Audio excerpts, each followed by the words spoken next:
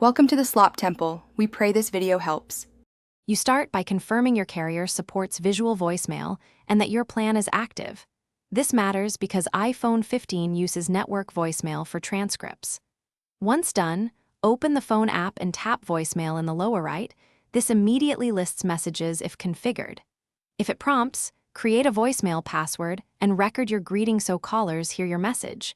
Make sure to save it. Doing this first avoids missing messages and enables voicemail transcription to appear in the app. Next, you manage and read messages. Tap any voicemail to play it immediately, and swipe left to delete or tap the share icon to export audio.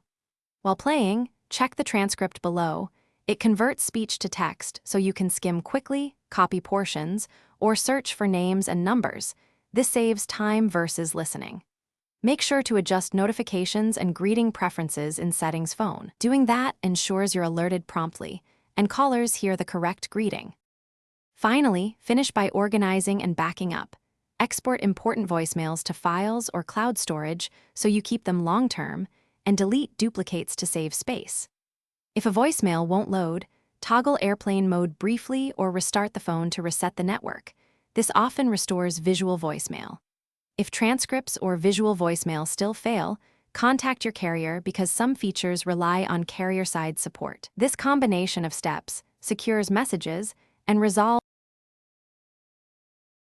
Thanks for watching. Consider subscribing if we helped you.